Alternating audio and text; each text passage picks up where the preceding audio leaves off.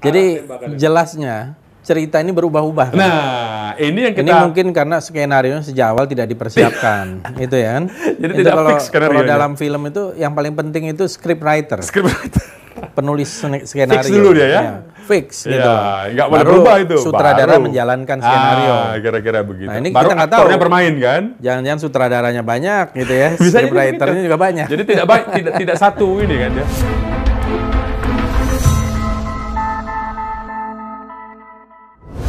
Saya ingin masuk ke yang recent, ini yang aktual ini, Bung Munarman. Kita tahu tanggal 7 Desember. 7 Desember. Ya, terjadi sebuah peristiwa yang sangat mengejutkan. Yaitu ada 6 orang anggota FPI yang ditembak oleh polisi. Karena itu kan pengakuan polisi sendiri. Pengakuan polisi. Nah, kita melihat bahwa sampai hari ini ada perang narasi. Perang narasi. Nah, saya membaca versinya polisi, ada juga versinya FPI. Tapi dalam kesempatan ini saya kira biar ini juga ditonton gitu. Mungkin Bung Munarman bisa memberikan apa yang sebenarnya sih terjadi. Saya kasih prolog dulu kan karena waktu itu Habib Rizik pulang tanggal 10 November. Dan kita tahu bahwa kepulangan Habib Rizik ini mendapatkan sambutan yang luar biasa. Lautan manusia di bandara sampai ke Petamburan, ada euforia gitu di mana-mana. Kemudian sejak itu kemudian ada berbagai macam peristiwa dan saya kira salah satu titik kulminasinya adalah 6 orang yang meninggal, yang wafat ya. Insya Allah syahid gitu ya. Insya Allah. Nah itu mungkin bisa dijelaskan Bung Munarman. Yang menjadi target operasi ini memang secara individu adalah Habib Rizik. Bukan sekedar ketika Habib Rizik pulang, bahkan sebetulnya Habib Rizik ini tidak dikehendaki pulang oleh rezim ini kan. Bung Fadli sendiri pernah mengalami waktu umroh, menyaksikan bagaimana Habib Rizik dikerjain lah kira-kira. Ya. Nah, detik-detik atau hari-hari terakhir menjelang Habib Rizik pulang tanggal 10 November itu sebetulnya masih ada halangan-halangan ya, berupa pembatalan tiket, seolah-olah dari Habib Rizik pembatalan itu ya. Pembatalan tiket, kemudian menjelang masuk ke boarding, mengambil boarding pass, itu pun salah satu anaknya tidak bisa boarding karena tiketnya dibatalkan atas nama travel yang memesan. Sehingga kemudian harus diurus dan alhamdulillah berhasil. Nah artinya saya mau katakan memang targetnya itu adalah Habib Rizik tidak pulang. Sebetulnya targetnya ini Habib Rizik ini dijauhkan dari umat, itu satu hal ya. Nah kemudian ketika Habib Rizik itu pulang, operasi ini terus berlanjut. Nah terus berlanjutnya itu ketika misalnya sejak kepulangannya beliau itu Habib Rizik itu di kediamannya baik di Petamburan maupun di Sentul maupun di pondok pesantrennya itu terus diawasi. Nah puncak dari surveillance pengawasan terhadap Habib Rizik ini kita ada pertemuan di Megamendung di pesantrennya dan di situ ada drone yang mengawasi. Ya, itu lebih kurang tanggal 5 hari Jumat ya, hari Jumat sore. Lalu kemudian tanggal 5 itu anak-anak yang mengamankan pondok pesantren itu berhasil mewawancarai bahasanya ya. Mewawancarai orang-orang yang melakukan surveillance. Dan kemudian terbukalah siapa yang melakukan pemantauan ini. Oke. Nah, karena mengingat di Megamendung itu Habib Rizik diawasi, Habib Rizik pindah bergeser ke Sentul ya. Nah di Sentul itu pun ternyata sudah ada yang mengawasi, ya. Ada 2 atau 3 mobil yang selalu nongkrong di kediaman Habib Rizik, kediaman istrinya sebetulnya itu, ya, di Sentul itu. Nah Habib Rizik kemudian tanggal 7 itu kan rencananya diperiksa, tapi kita karena waktu itu kesehatannya belum pulih betul, belum fit, ya, sejak dari tanggal kepulangannya itu sampai hampir tanggal 7 itu perlu memulihkan kelelahan yang akut ya. Jadi Habib Rizik bergeser ke arah Kerawang perjalanannya itu. Cuma memang perjalanan itu malam hari ya, karena supaya nyampenya sebelum subuh lah kira-kira begitu.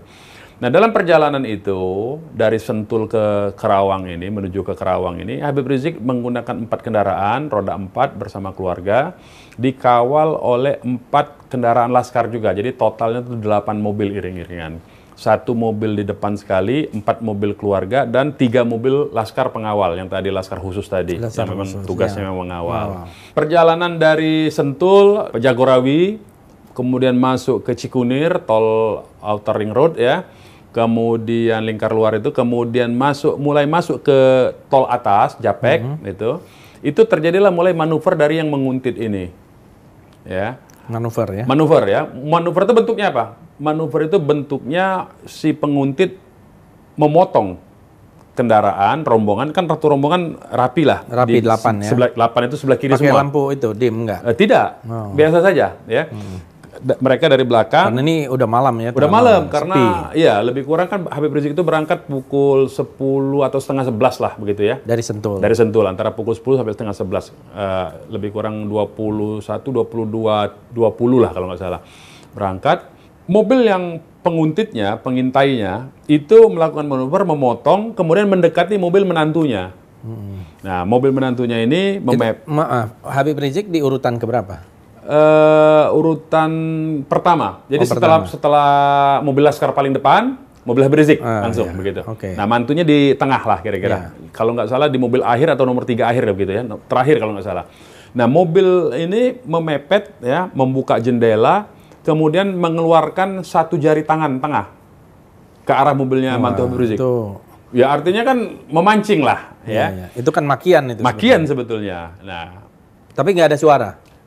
Ya enggak, dia cuma buka saja. Artinya baik itu rombongan keluarga maupun pengawal tidak melihat tanda-tanda bahwa ini petugas hukum. Karena caranya brutal, mengeluarkan jari tangan.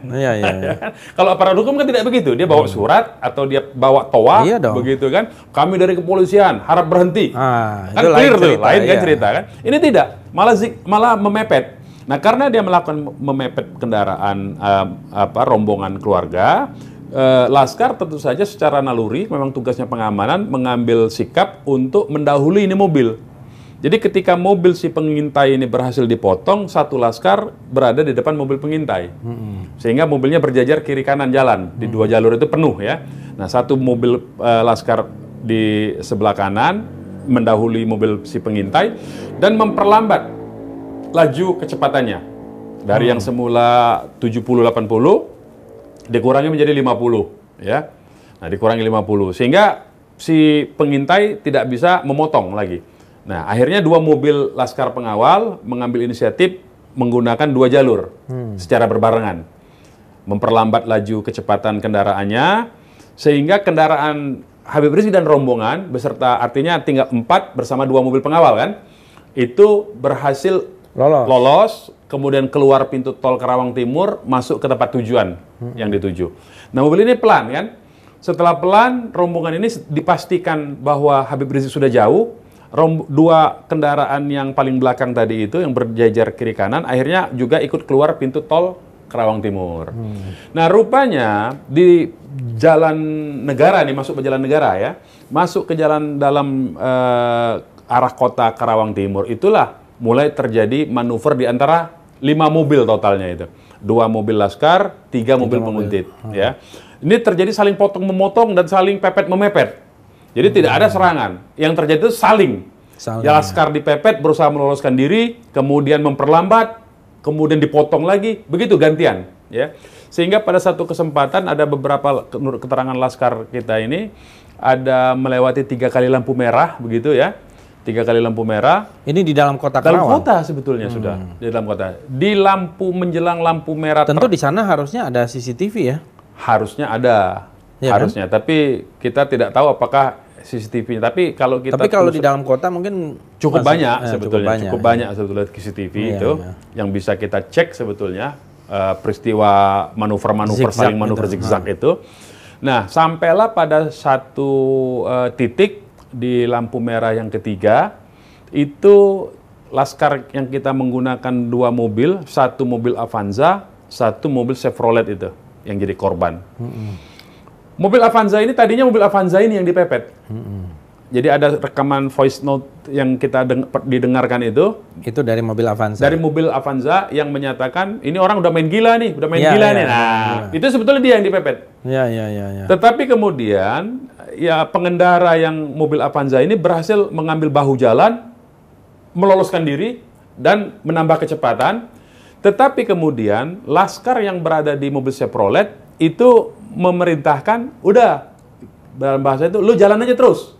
Nah, dia jalan terus, masuk ke jalan tol pintu barat lagi, Karawang Barat, sehingga mobil Chevrolet ini akhirnya yang tertinggal. Akhirnya berpindahlah sasaran itu ke mobil Chevrolet. 3 lawan 1? Iya, 3 lawan 1. Kalau boleh tahu mobil apa penguntit itu? Mobilnya apa Ada saja? Kijang, ada Avanza juga, satunya saya nggak tahu mobil apa ya. Jadi ada Kijang, ada Avanza begitu. Nah, kalau melihat dari pembicaraan-pembicaraan terakhir, sepertinya laskar yang ada di mobil Chevrolet pengawal yang ada 6 orang ini, ya, setelah dia berhasil dikepung itu tetap mencoba untuk melaju, karena mungkin saja pengalaman dari 3 penguntit ini tidak mau lolos lagi, mereka tembaklah satu bannya itu. Ya, karena apa? Kemungkinan itu terjadi karena saksi mata kita di KM 50 itu menyaksikan mobil Chevrolet itu ketika masuk tol, ban belakangnya itu sudah tinggal pelek doang. Dua-duanya? Satu. Ban belakang tapi ya. Sudah tinggal pelek. Jadi sudah tidak ada bannya. Berarti kan dipaksa jalan itu. Iya, betul. Ya. Nah, berarti kan dia ditembak tuh peleknya. Dan itu pun kemungkinan besar di rekaman. Jadi sembari mobil Chevrolet ini dipepet, dikepung, disergap oleh 3 kendaraan, rupanya masih terjadi komunikasi, semacam conference begitu, antara teleponnya yang di mobil Chevrolet dengan mobil rombongan yang sudah nyampe. Dan mobil yang di Avanza hitam, Avanza yang lolos tadi. Lolos. Avanza ini lolos, kita ceritakannya, ambil singkat ceritanya, lolos dan menuju ke KM 57, istirahat di situ, di rest area 57. Nah, ini rupanya yang tidak lolos. Kemungkinan besar dia disergap berhasil itu adalah di sebelum masuk pintu tol. Kan mereka sudah keluar tol. Keluar tol pintu di Karawang Timur. Masuk ke Jalan Negara, dalam kota, menuju pintu Karawang Barat. Oke. Nah, begitu rutenya tuh. Jadi balik arah dong. Balik arah Jakarta lagi. Balik arah Jakarta lagi, masuk lagi tol. Karawang Barat rencananya baru mau menuju mengarahkan ke Bandung tadinya. Nah, kira-kira begitu rencana mereka tuh ya. Nah, sepertinya yang Chevrolet belum sempat masuk pintu tol sudah berhasil disergap dan kemudian ada yang ditembak sepertinya. Karena bunyinya itu yang di voice note terakhir diperdengarkan di media sekarang sudah beredar ya. Beredar itu. Sepertinya sebelum sempat masuk tol sudah tertembak itu. Nah, baru kemudian hubungan telepon terputus, ya, mobil Chevrolet digiring ke KM 50. Di KM 50, menurut saksi mata itu ada 2 kesaksian. Ada yang saksi yang mendengar 1 kali tembakan, ada saksi yang mendengar 2 kali tembakan. Jadi tembak-menembak itu nggak ada. Jadi ada yang 1, ada yang 2, ya. Dan dari segi boleh disebut itu blessing in disguise ya, terungkap kemudian dari rekonstruksi polisi sendiri.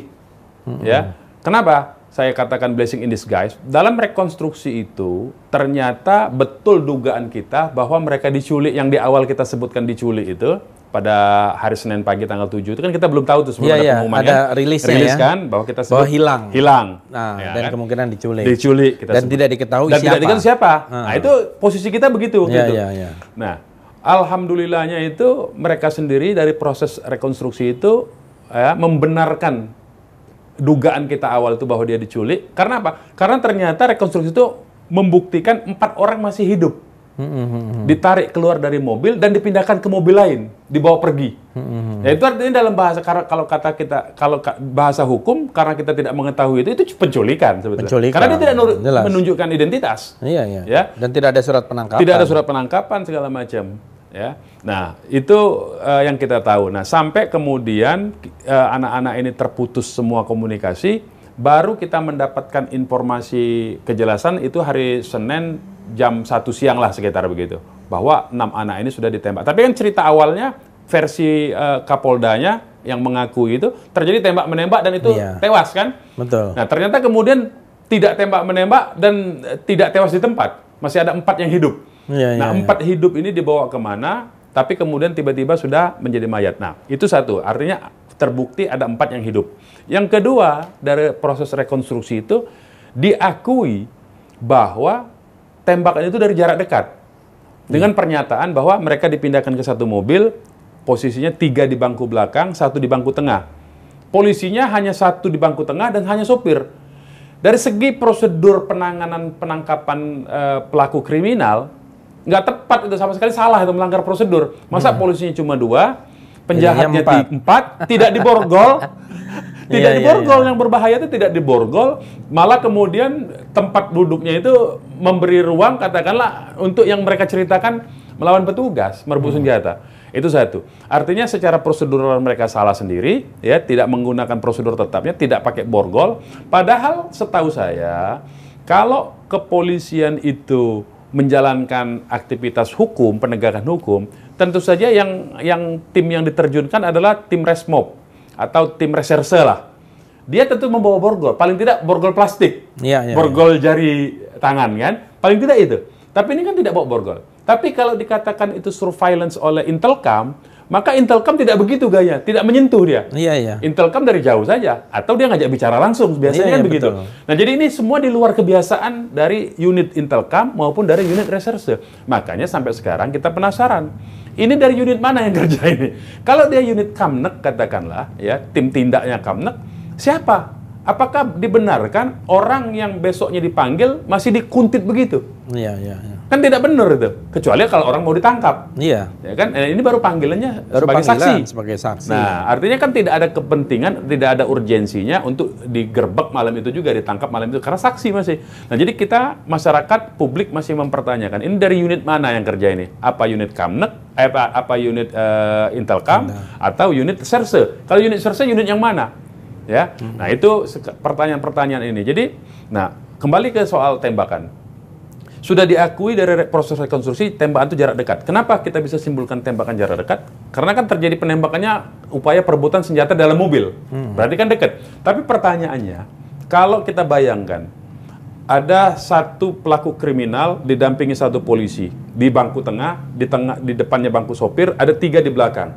Yang merebut senjata yang mana? Katakanlah yang belakang. Kalau yang belakang merebut senjata, maka tembakannya otomatis mengarah kepada arah begini. Arah begini itu tembakannya pasti mengarah dari bawah ke atas. Tapi ini rata semua di jantung. Dan tembakannya tidak satu. Katakanlah peluru si penembak itu 2 orang polisinya. Berarti 12 peluru tuh. Sementara di sini ada 19 peluru total yang dibuang. Jadi kalau misalnya 12 peluru itu dari 6 senjata, ya, dari 2 senjata. Ini 19 peluru ini kata siapa nih? Dari hitungan lobang kita. Lobang, kita kan menyaksikan waktu pemandian. Iya kan? Kita saya hitung, ada 1 yang saya lihat. Bung Fadli kan melihat 1 ya. Nah, itu kan rata-rata lebih dari 1 lobang. Betul. Nah, kalau dia tertembak, pasti paling tidak cuma 1 tuh. Karena gaya nembak juga begini, atau paling tidak gaya nembaknya begini. Karena dia misalnya katakanlah yang di tengah nih, disergap dari belakang. Katakanlah, umpama ini katakanlah. Mengambil logika mereka ya, disergap dari belakang. Tentu otomatis refleks tangannya mencabut senjata dan begini. Kalau begini itu berarti sini. Nah itu tidak ada arah tembakan itu. Jelasnya cerita ini berubah-ubah. Kan? Nah ini yang kita. Ini mungkin karena skenario sejak awal tidak dipersiapkan, itu ya kan. Jadi itu tidak fix skenario. Kalau dalam film itu yang paling penting itu scriptwriter. Penulis skenario. Fix dulu dia ya. Fix gitu. Nggak boleh berubah itu. Sutradara menjalankan skenario. Kira-kira begitu. Nah, ini baru kita nggak tahu. aktornya bermain kan? Jangan-jangan sutradaranya banyak gitu ya. Scriptwriternya juga banyak. Jadi tidak satu ini kan ya. Karena yang jelas gitu.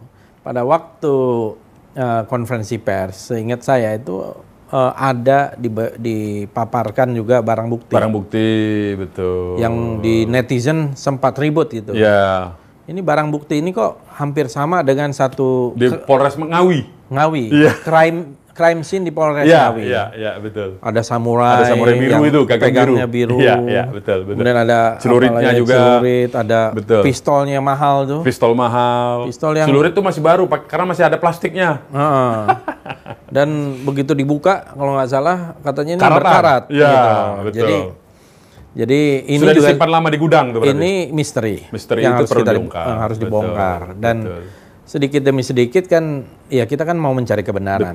Kalau polisi benar ya kita benarkan. Tapi kalau versi FPI benar ya ini harus kita benarkan. Gitu. Jadi tetapi sejauh ini yang inkonsisten di dalam cerita kan justru versi dari pihak kepolisian. Ya, dan ini yang menurut saya membuat persoalan ini terus menjadi polemik. Karena masyarakat kan sekarang menjadi citizen jurnalis gitu ya, citizen journalist. Mereka punya akses data dari berbagai pihak, WhatsApp group, dari Twitter, dari Facebook, dari Instagram. Informasi udah banjir lah ya. Tinggal dicari saja. Nggak bisa lagi seperti dulu informasi ditutupi, hanya dibikin satu versi. Ini bukan zamannya, gitu lah. Nah, jadi kalau dilihat dari cerita yang berubah-ubah tadi, ya, kemudian kita melihat juga nanti saya mau tanya tentang situasi atau keadaan dari jenazah setelah dimandikan terutama. Pengumuman itu juga pasti mengagetkan dong teman-teman FKI. Kita sendiri kaget ya dengan pengumuman bahwa mereka sudah ditembak mati begitu ya, dan kemudian tiba-tiba ada senjata api yang dipajang ke situ ya. Nah ini yang kita pertanyakan. Apa reaksi? Kalau boleh tahu, reaksi Bung Munarman nih sebagai Sekjen FPI atau Habib Rizik sendiri? Habib Rizik sejak malam itu sudah terpukul. Ya, ada satu, kan awalnya itu kita tahunya cuma satu yang tertembak. Dan kita harapkan itu masih dalam pikiran kita itu masih dalam kondisi kritis di rumah sakit. Yang 5 itu kita berdoa tetap baik-baik. Ya. Nah, sejak malam itu Habib Rizik itu sudah shock.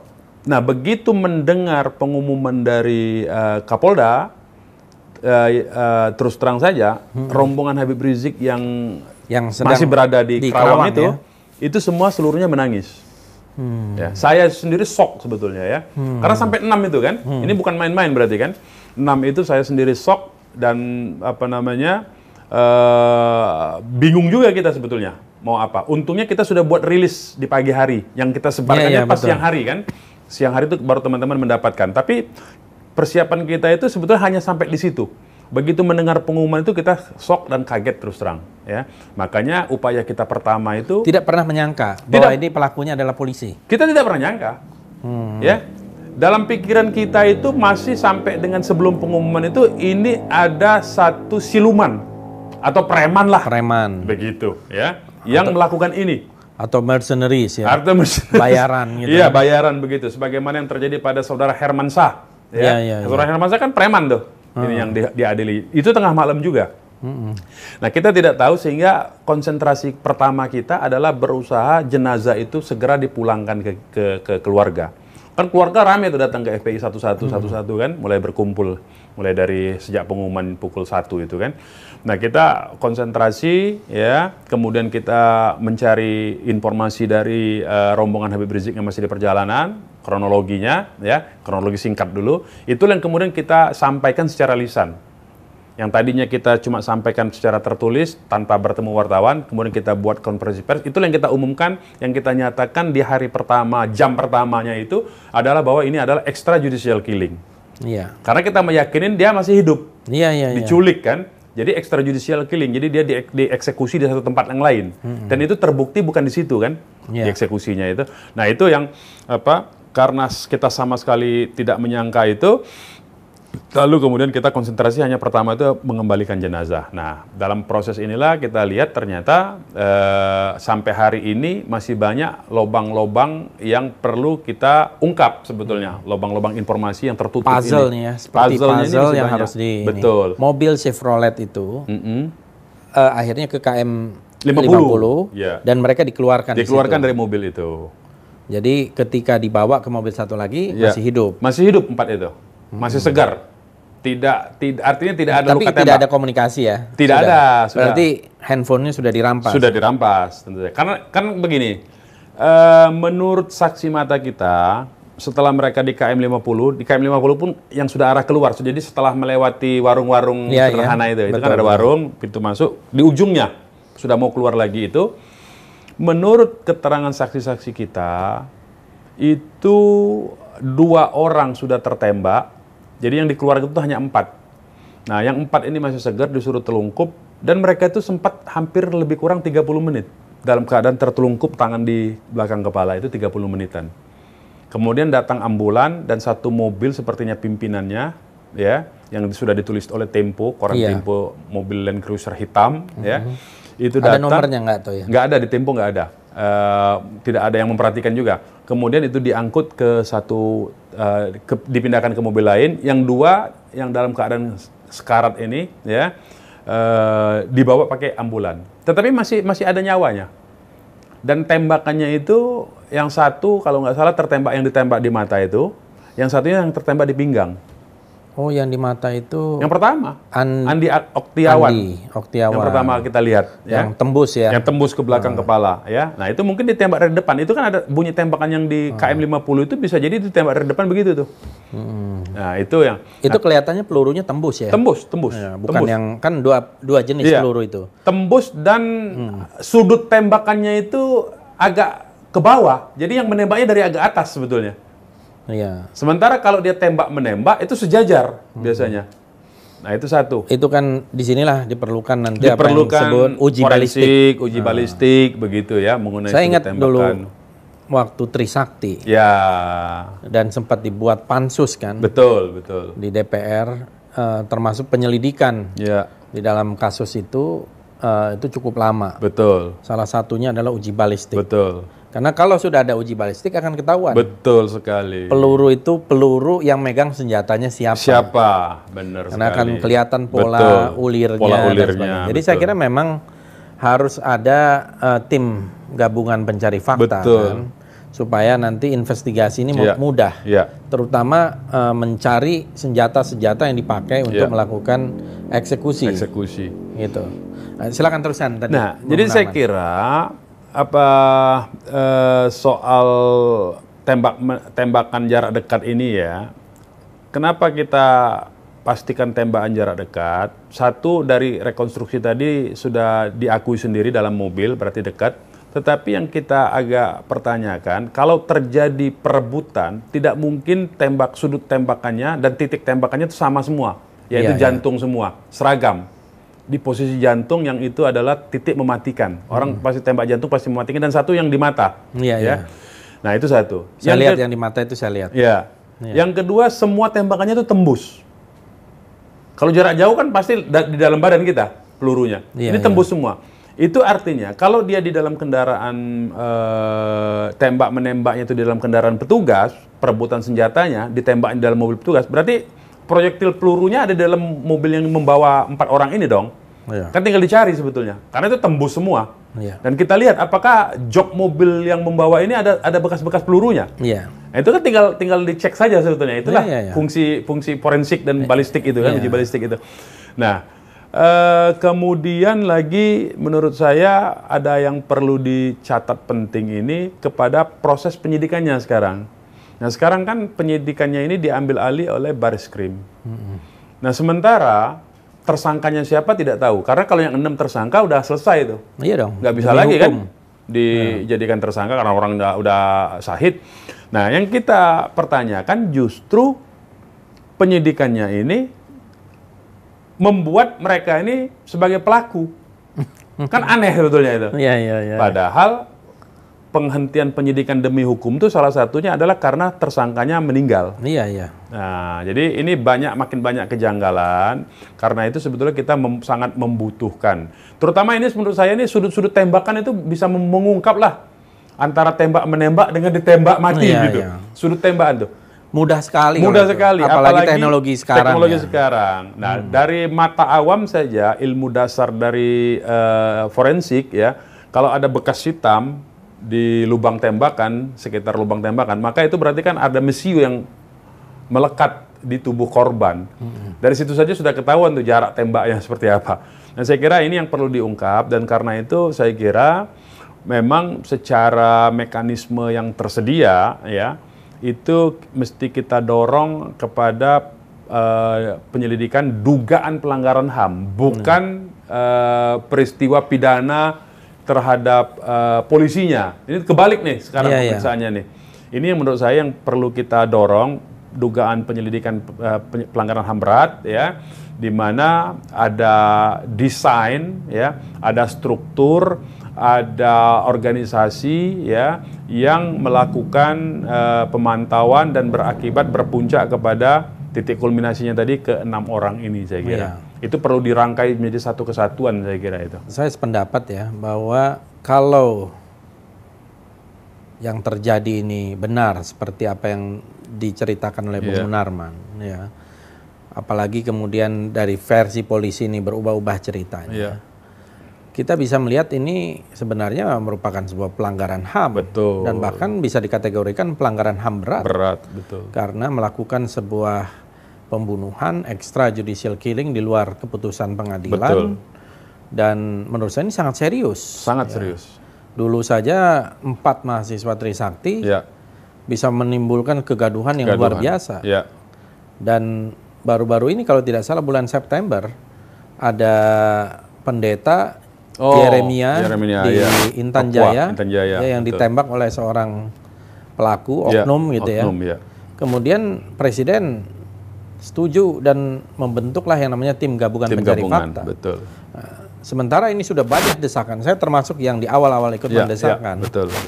Dan banyak tokoh-tokoh lain dan organisasi untuk dibentuk ini, tapi anehnya justru Presiden menyerahkan ini kepada Komnas HAM. Bahkan polisi berusaha membuat semacam justifikasi bahwa mereka akan bertindak profesional. Ya menurut saya agak sulit karena tentu ada konflik of interest. Betul. Kita melihat memang harus diarahkan untuk mencari kebenaran ini adalah sebuah proses yang independen, yang transparan, yang akuntabel, sehingga kita bisa mendapatkan keadilan. Kan tujuannya adalah mendapatkan keadilan. Keadilan, betul. Satu orang saja tewas, wafat, itu akan menjadi masalah. Apalagi ini 6 orang dan mereka diduga tidak mempunyai kesalahan apapun, warga sipil, diduga juga tidak mempunyai senjata. Kalau itu Anda bisa pastikan ya.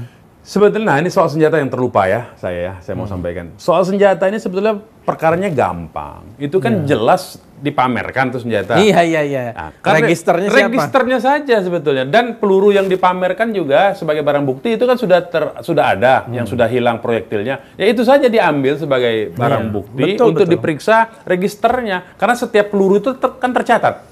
Setiap peluru tercatat, apalagi setiap pistol. Apalagi setiap pistol. Itu gampang kok nelusuri. Katakanlah nanti kan tidak ditemukan. Berarti kan ada senjata selundup menggelap ini. Nah, ini kan juga sebetulnya berarti ada yang tidak beres nih dalam soal ini.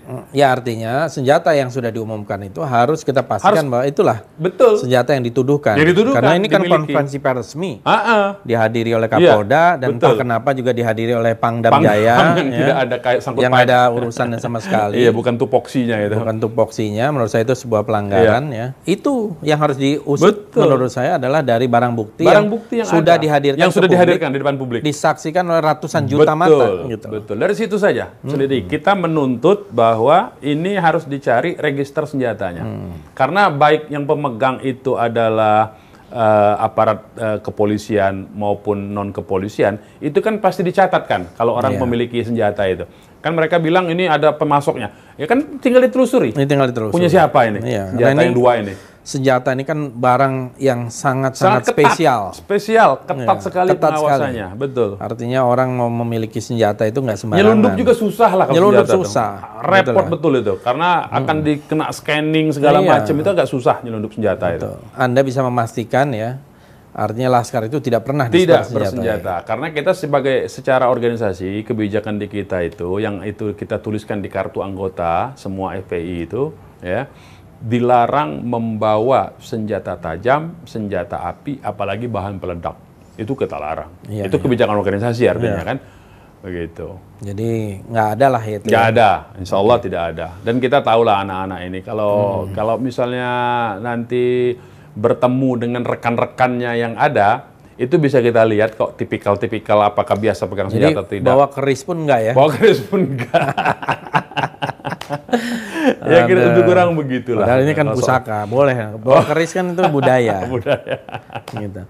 Nah, Bung Munarman, saya melihat sekarang ini kan banyak masyarakat ya, kita saksikan di televisi, di media sosial, ya televisi terbatas ya, tapi di media sosial banyak, dan media online itu memperlihatkan banyak masyarakat secara sukarela datang ke kantor-kantor polisi di berbagai tempat. Nah ini Anda melihatnya apa? Kan banyak yang, saya termasuk yang berpendapat Habib Rizik tidak bersalah. Sebagai anggota DPR, saya ikut mau menjaminkan kalau memang ada penangguhan penahanan. Nah, tapi ini masyarakat yang datang kelihatannya tergiring kepada satu sentimen juga, ingin ada keadilan karena mereka berkerumun atau ikut di dalam kerumunan mau menyerahkan diri. Nah, ini fenomena apa menurut Anda? Ya, saya kira pertama ini ada rasa ketidakpercayaan ya terhadap proses hukum yang terjadi terhadap Habib Rizik maupun terhadap 6 syuhada ini. Jadi masyarakat memandang, publik memandang ini ada pemutarbalikan fakta. Ya. Ada rekayasa-rekayasa hukum tertentu. Ya. Ada perasaan ketidakadilan, yaitu hukum ini hanya ditujukan kepada kelompok Islam. Ya. Kepada kelompok-kelompok, katakanlah kalaupun bukan Islam, kepada kelompok yang kritis terhadap pemerintah. Ya, kelompok kritis ini kan bisa macam-macam. Mulai dari orang Papua sendiri, mulai dari kelompok nasionalis yang tergabung dalam kami, maupun kelompok Islam kan. Semua yang kritis disikat, tapi yang pro tidak. Nah ini aspirasi atau perasaan rasa keadilan masyarakat ini sekarang terganggu. Ya, sehingga mereka meminta untuk Habib Rizik dilepaskan tanpa syarat dengan mendatangi kantor polisi, dan kalau itu tidak bisa dilepaskan, mereka yang ingin masuk ke dalam. Artinya kan ada rasa solidaritas yang kuat. Kalau mau berlaku tidak adil ya sekalian rame-rame. Dan itu kemudian terus dilakukan celakanya ini. Terus dilakukan oleh pihak institusi kepolisian ini. Misalnya dengan di Jambi. Di Jambi kan kemarin ada aksi ke kantor Polda. Itu pun dituduhkan sama persis pasalnya dengan pasal Habib Rizik. 160 KUHP, 216 KUHP, dan 93 Undang-Undang Kekarantinaan. Karena mereka demo berkerumun kan. Nah, jadi perilaku, jadi sepertinya mereka ini sudah tidak mendengarkan inti persoalannya. Justru makin masyarakat direpresi. Nah, sehingga dengan demikian menurut saya, ini kalau ini terus-menerus diberlakukan begini, ini akan mencapai satu titik didih tertentu sehingga masyarakat nanti akan marahnya menjadi luar biasa. Jadi bukan justru ditampung aspirasi itu, tetapi malah direpresi ulang. Kalau dalam teori kekerasan itu disebutnya itu spiral kekerasan. Jadi masyarakat mengalami ketidakadilan, mereka berjuang untuk supaya ketidakadilan ini hilang, tetapi kemudian ada efek-efek yang bagi si penguasa itu melanggar hukum, diberlakukan lagi kekerasan. Jadi dan terus itu berulang, makin tidak adil, masyarakat makin menuntut lagi. Itu nggak pernah berhenti. Nah ini kalau spiral kekerasannya makin lama memutar begitu seperti gasing, maka dia akan makin lama makin tajam itu nanti. Gasing saja kalau diputar di satu tempat dia titiknya akan dalam kan. Per juga begitu, sebagai spiral per itu, dia akan membal kalau ditekan terus-menerus. Nah ini saya rasa sebetulnya dari segi tantangan ke depan, dari segi stabilitas nasional, ini menurut saya berbahaya. Kalau terus-menerus aparat kepolisian tidak mengubah pola represivitas dan opresivitasnya mereka terhadap orang-orang kelompok yang protes terhadap ketidakadilan. Justru ditekan kembali, ini akan membalik kepada satu situasi yang tidak stabil, saya kira dalam jangka panjang nanti. Saya kira begitu pandangan saya. Dan kan memang Habib Rizik sendiri sebetulnya, saya sejak awal termasuk yang menyarankan kepada pihak pemerintah, justru Habib Rizik ini dirangkul. Betul. Ya kan? Iya. Apa sih susahnya? Betul. Ya harusnya misalnya Pak Mahfud MD yang sudah terlanjur komentar, dan bahkan mempersilahkan. Coba kalau misalnya Presiden mengutus salah seorang mewakili dari pihak pemerintah, kemudian menyampaikan di bandara, ahlan wa sahlan, selamat datang, inilah saatnya kita untuk bersatu menghadapi pandemi COVID dan lain-lain. Ini kan sangat simpatik ya. Betul, sebenarnya tapi bisa kenapa sejak awal ini menjadi sosok yang justru dianggap sebagai musuh negara gitu ya. Ini yang saya kira masih menjadi tanya-tanya. Nah, apakah ini datang dari seseorang atau dari kelompok, atau memang mereka kelompok-kelompok oportunis yang menginginkan justru Habib Rizik ini tetap menjadi sasaran mereka. Ini yang menurut saya mungkin nanti waktu yang akan mengungkap juga dalam waktu dekat mungkin ya. Saya kira apalagi dengan situasi ini. Karena di satu sisi pemerintah ingin ada satu stabilitas, keamanan, investasi katanya mau masuk dengan Omnibus Law. Dengan Omnibus Law, ya kan? Ya. Tapi di sisi lain kok malah menciptakan keributan-keributan yang tidak perlu. Bahkan salah mencari musuh menurut saya. Karena musuhnya kan harusnya separatisme dan lain-lain. Kalau polisi, Polda kan harusnya berantas dong narkoba. Harusnya begitu. Berantas itu judi yang cukup banyak tuh. Betul. Kan. 303 gitu ya. Jadi bukan malah ada oknum-oknum yang melindungi gitu loh. Tapi harusnya ini diberantas. Begitu juga narkoba juga jangan ada oknum-oknum. Itu harusnya oknum-oknum itu juga diberantas. Diberantas sekalian gitu. Ya. Nah memang saya kira begini ya. Saat ini Habib Rizik dan kelompok Islam itu kan dituduh sebagai kelompok radikal intoleran. Selalu itu kan tuduhannya itu. Nah, kalau kita masuki konsep intoleran, ya, isu intoleran ini, ya, maka mesti kita periksa konsepnya. Jadi seolah-olah kan mereka tuh kan tuduhannya itu FPI dan umat Islam ini intoleran terhadap kelompok minoritas. Kan begitu selalu yang diinginkan kan. Nah, kita lihat seolah-olah ya, kita melihat justru sebetulnya kelompok-kelompok yang secara minoritas ya, dalam pengertian minoritas secara etnik ya, minoritas secara agama, tetapi justru mereka menjadi kelompok mayoritas dalam konteks penguasaan sumber-sumber ekonomi. Ya kan, jadi dibalik. Mereka mayoritas, tapi ekonomi mereka semua yang kuasai. Nah, karena mayoritas ekonomi ini mereka kuasai, mereka tidak ingin struktur ekonomi ini berubah. Nah, yang mereka anggap ancaman itu adalah Habib Rizik. Mereka bebankan kambing hitamnya, yang dianggap mengganggu kepentingan penguasaan atas ekonomi mereka. Sehingga mereka sebarkanlah isu intoleran.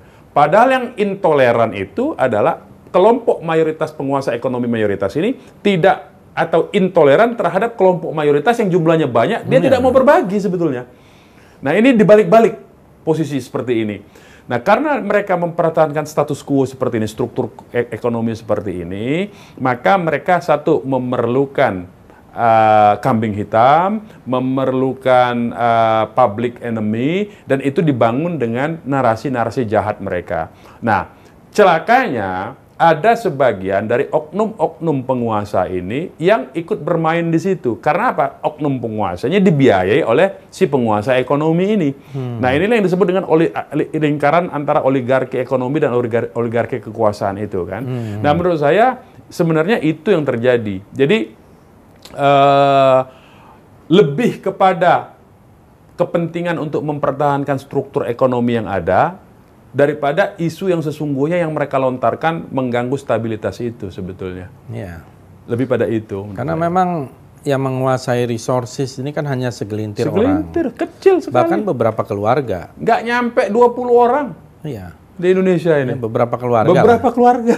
Betul sekali itu. Menguasai. Sementara 272 juta masyarakat harusnya mereka yang paling banyak mendapatkan manfaat. Kan? Betul. Kan harusnya bumi, air, dan kekayaan alam yang terkandung di dalamnya dikuasai oleh negara untuk sebesar-besar kemakmuran rakyat. Ini pasal 33 yang dirumuskan oleh Bung Hatta. Betul. Jadi apa yang ada di bumi, apa yang ada di air, apa ada yang di laut, di udara gitu, harusnya untuk sebesar-besar kemakmuran rakyat. Jadi kalau masyarakat tidak mendapat manfaat yang besar dari situ, pasti ada yang salah. Pasti ada yang salah. Nah, yang salah adalah pengelolaannya dan pengelolaannya gitu. Nah, ini yang menurut saya sependapat gitu.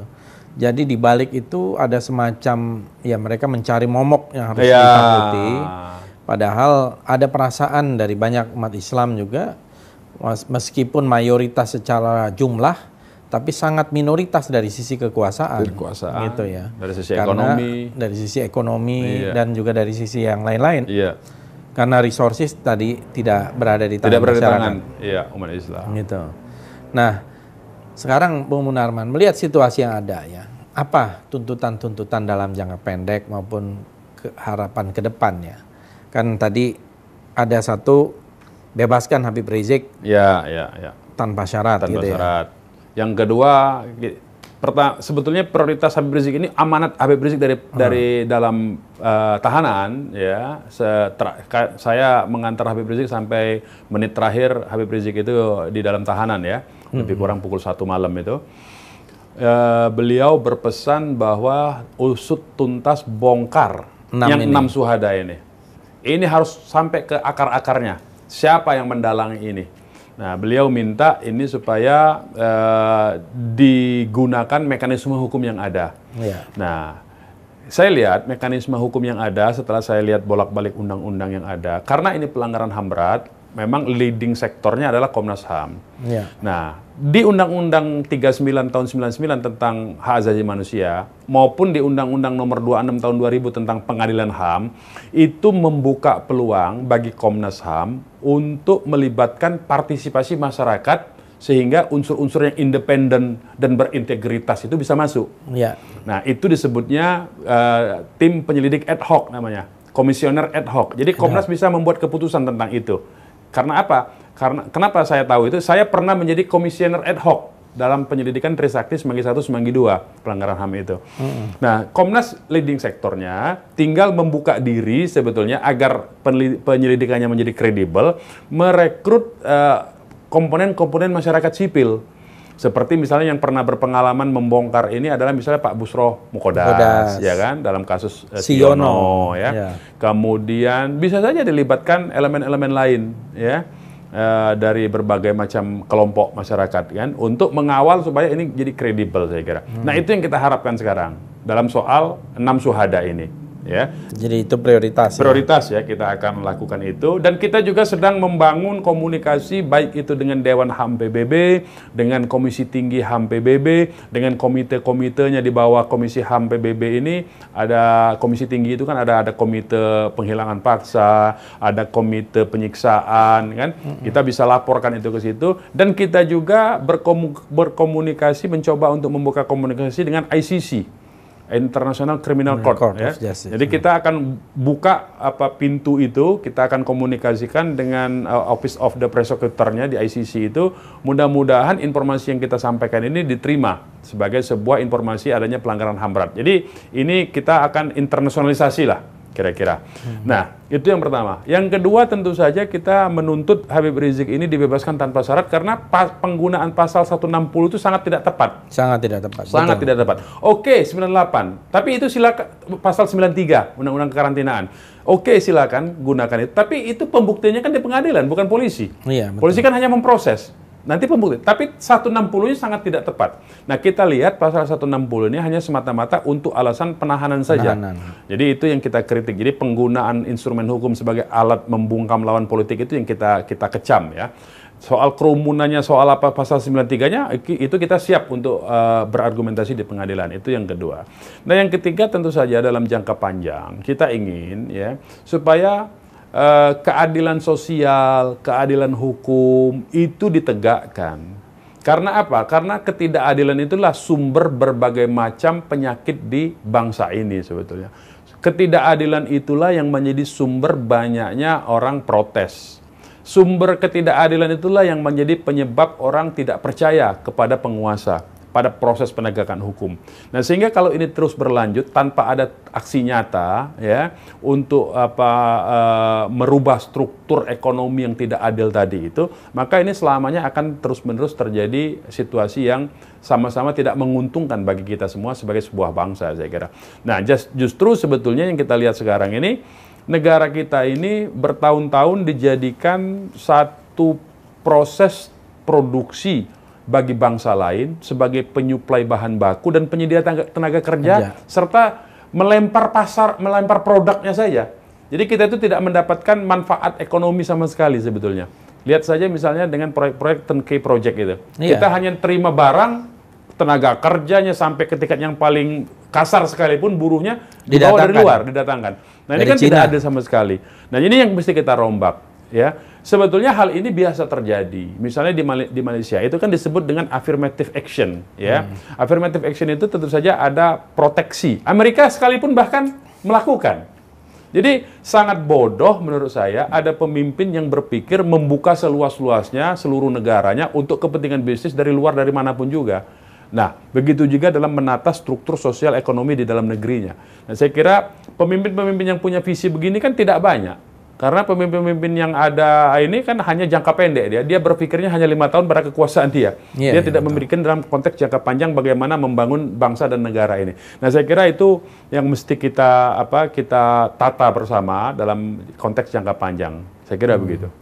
Saya kira ini sebuah pembicaraan yang cukup dalam gitu ya, terutama tentang sejarah tadi dan kiprah dari FPI dari masa ke masa, dan ditambah juga tentang yang paling aktual ini, apa yang kita harapkan bahwa 6 syuhada ini bisa terungkap siapa pelakunya. Saya termasuk yang mengatakan harusnya diungkap dong.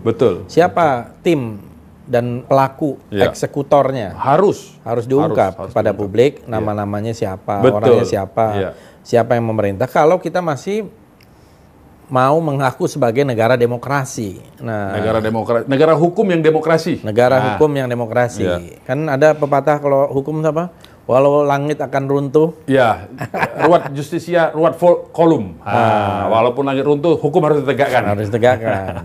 Tapi bagaimana mau menegakkan hukum kalau ada semacam dominasi? Gitu. Itulah makanya teorinya itu kan negara hukum itu tidak cukup dengan adanya aparat hukum yang tegas.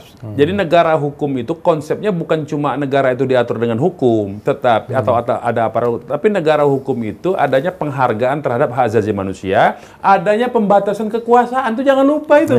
Jadi bukan kekuasaan tak terbatas. Jadi justru negara hukum itu konsepnya itu ada penghargaan terhadap hak asasi manusia rakyat, warga negaranya, ada pembatasan kekuasaan, ada supremasi hukum. Baru yang ketiga supremasi hukum itu posisinya.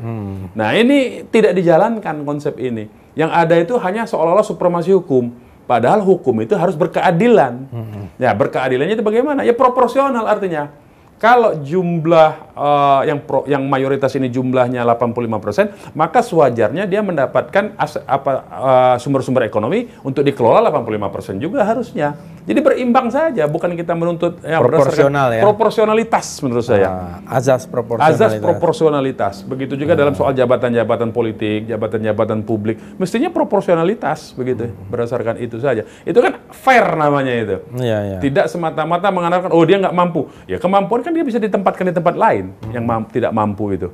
Nah, kira-kira begitulah gambaran kita. Oke, terima kasih Bung Munarman, dan saya sebagai anggota DPR ini menggunakan ini juga bagian dari menyerap aspirasi.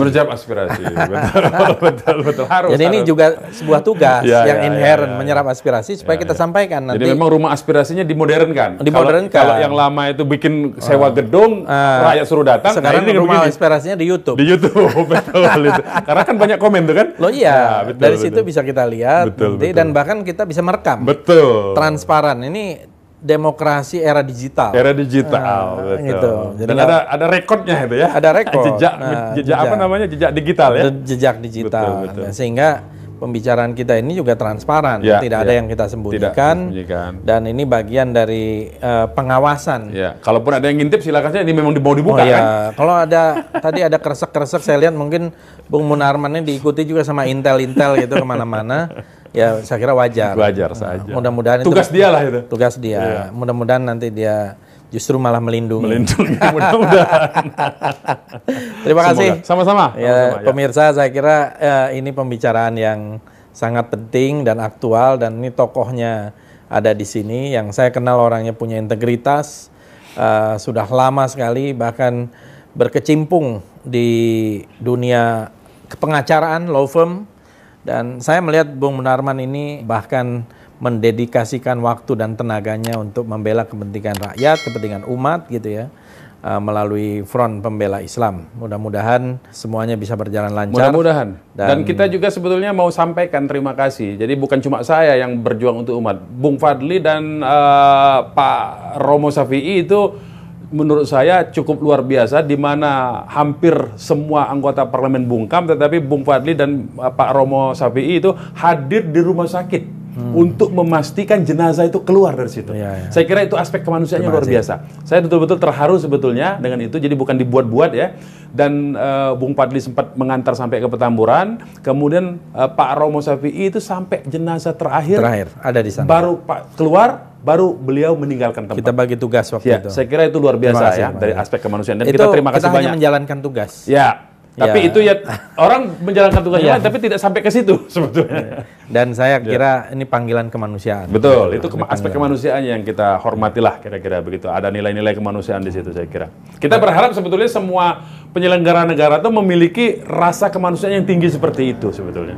Ya seharusnya. Harusnya ya. Harusnya. Mudah-mudahan lah. Mudah-mudahan semua tersadarkan lah dengan itu, tindakan itu. Terima kasih Bung Munarman. Ya. Assalamualaikum warahmatullahi wabarakatuh. Waalaikumsalam warahmatullahi wabarakatuh.